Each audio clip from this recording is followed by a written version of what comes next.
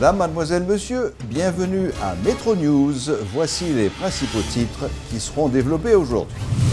Le gouvernement Moïse Lafontan veut pratiquer une politique d'austérité. Désormais, les dépenses de l'État seront fortement réduites. L'annonce en a été faite ce vendredi par les porte-paroles de la présidence. Le président Jovenel Moïse, accompagné de son Premier ministre, était cet après-midi dans la Grand'Anse. Le chef de l'État veut s'enquérir de l'état de la situation 6 mois après le passage de l'ouragan Matthew. L'insécurité alimentaire gagne du terrain dans les 3 départements frappés par Matthew. C'est ce qu'a fait savoir le chef de service des publications à la Coordination nationale de la sécurité alimentaire, CNSA. L'administration Moïse Lafontan veut réduire les dépenses de l'État. Un arrêté de 70 articles adopté cette semaine impose certaines restrictions aux membres du gouvernement. Dans ce document, il fait obligation à tous les ministres et directeurs généraux d'avoir l'approbation du Premier ministre pour tout achat de véhicules. Parallèlement, exigence est faite aux anciens cadres de l'administration publique détenant encore des matériels de l'État de les restituer dans les prochains 15 jours sous peine de poursuite judiciaire. Lucien Jurat a rencontré la presse ce vendredi pour apporter des précisions sur cette décision. Je dis par exemple, on a annoncé à la population décision prend par arrêté pour que question subvention, le monde à l'institution, l'État, ou à demander accompagnement, ou à demander aide. Et un gros désordre dans la question ça, et constat que le président Jovenel Moïse fait, c'est que en pile monde profiter de questions subvention pour régler l'autre cause. Je dis, le président dit, pas de problème, on a toujours été dans le cadre de subvention, mais on a mis contrôle sur lui.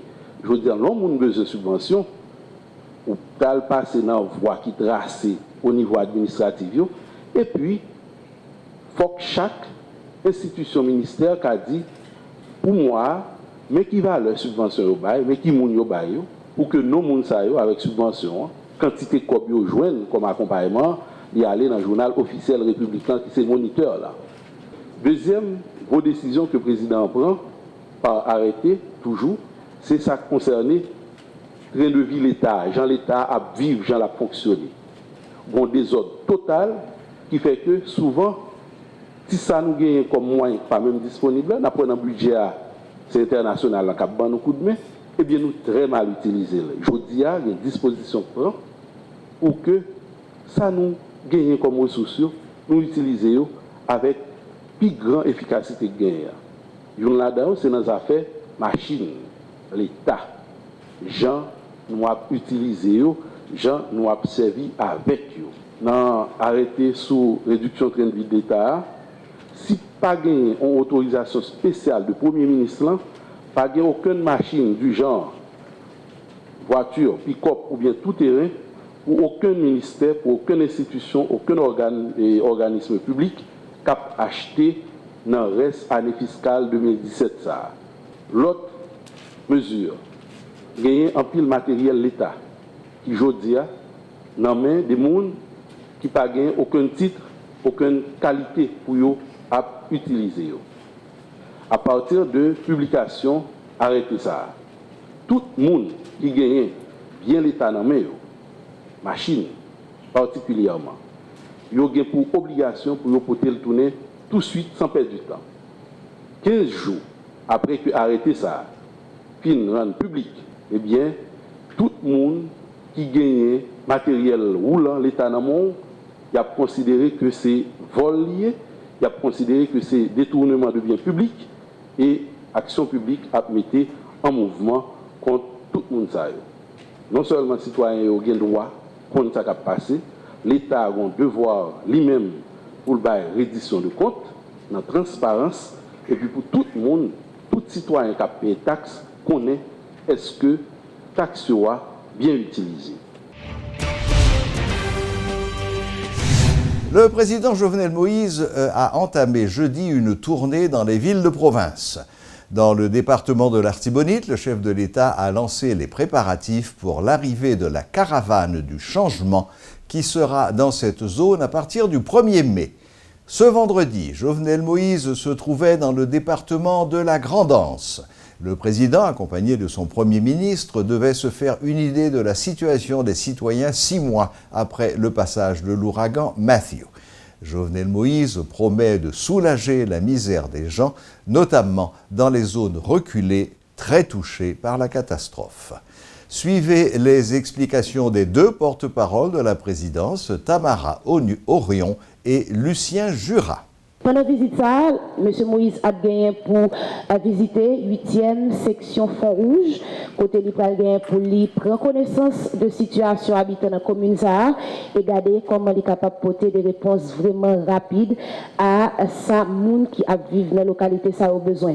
Chef l'État a estimé que jeudi il est pressant, il est très sensible, il est très préoccupé par les conditions infrahumaines que un pile monde a vivre, surtout famille qui étaient victimes pendant le passage cyclone Mathieu et dans le contexte post-Mathieu. Franchement, il y a des améliorations qui vous faites. Et le président Jovenel Moïse, conscient de ça, visite il a entré dans le cadre ça.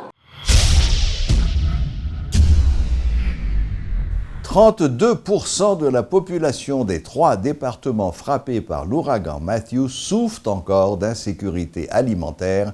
C'est ce qu'a fait savoir le chef de service de la publication de la Coordination nationale de la sécurité alimentaire. Dans le cadre d'une conférence débat organisée ce vendredi, l'économiste Reynold Saint-Val a exhorté le gouvernement à prendre des mesures urgentes afin de venir en aide à ces personnes. Pour seulement zones qui sont touchées par Mathieu, en particulier la Grande-Anse, les NIP, le Sud, nous avons joint environ 32% de monde qui étaient trouvés en insécurité alimentaire. Et les gens sont dans une situation vraiment difficile.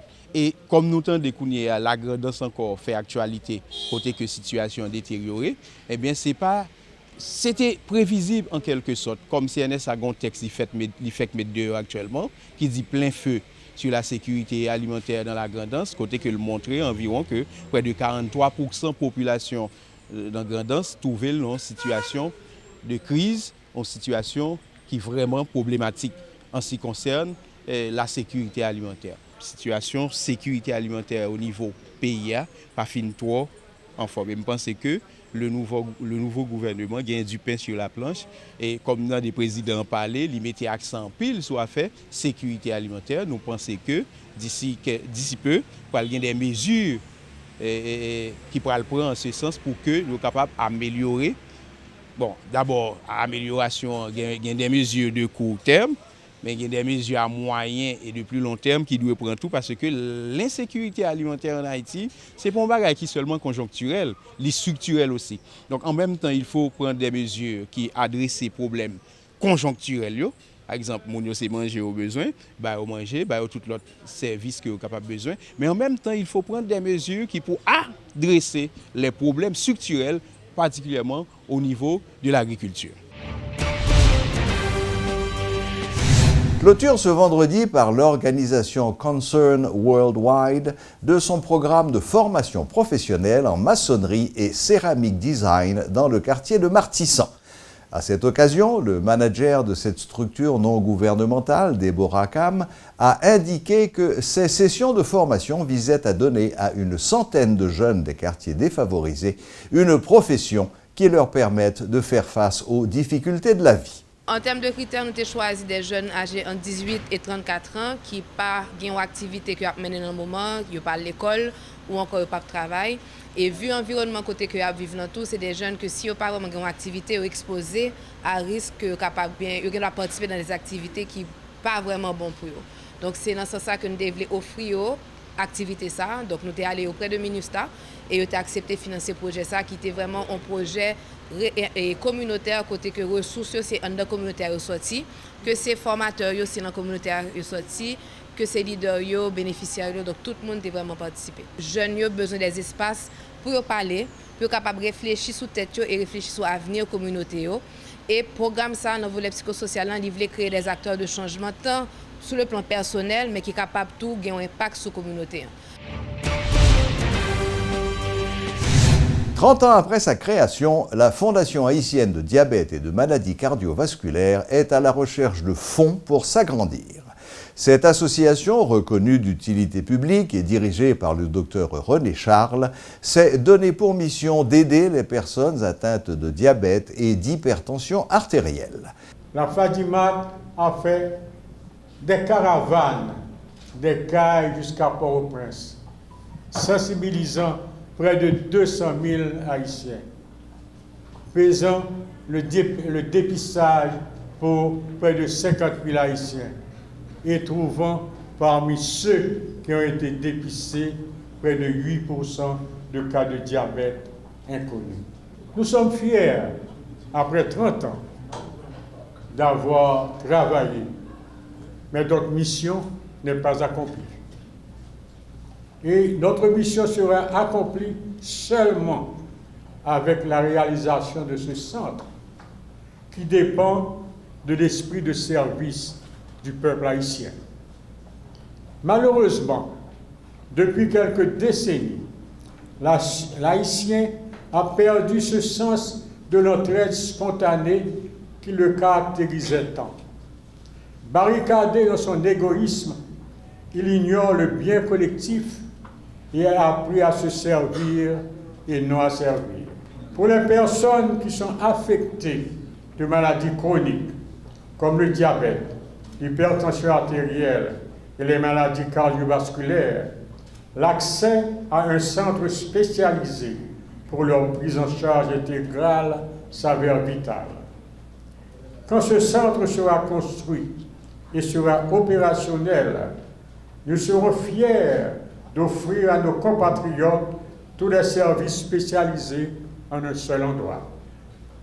Tant que nous sommes des individus responsables, nous devons répondre à notre désir de dépassement, de répandre autour de nous l'amour, la seule force qui nous procure la satisfaction d'avoir bien rempli notre mission et notre vie, aider les diabétiques à mieux vivre. Merci. Bravo.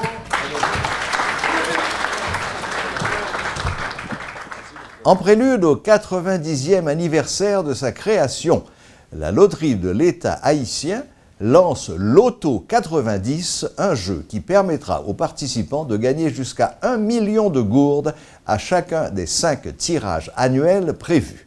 Lors d'une rencontre avec la presse ce vendredi, la directrice de la loterie, Margaret Fortuné, a également annoncé d'autres activités destinées à commémorer les 90 ans de la loterie de l'État haïtien le 6 avril prochain. Loterie de l'État haïtien mettait sous pied dans l'occasion 90e anniversaire qui a fait 6 avril. Mais tout, loterie est fondée en 1927 par le président Louis Borloo. Dans le contexte ça, nous venons avec produit qui a gagné environ 4 tirages. Donc, un premier tirage qui a fait 23 avril. Un deuxième tirage qui a fait pour fête maman yo. Un deuxième a fait pour fête papa yo. Il y a un troisième tirage qui a fait pour entrer des classes, pour aider maman et papa petite. Dans fin année, on a fait dernier tirage pour l'auto 90 pour nous entrer dans un gros produit nous gagnons que les 4000 francs avec support l'État, s'il vous plaît.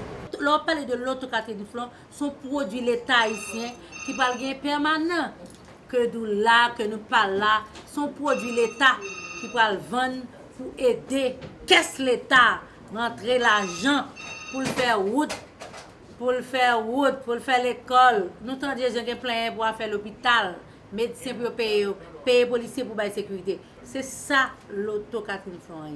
Voilà, la boucle est bouclée. Merci de votre fidélité. Excellent week-end à toutes et à tous et à la prochaine, même heure, même chaîne.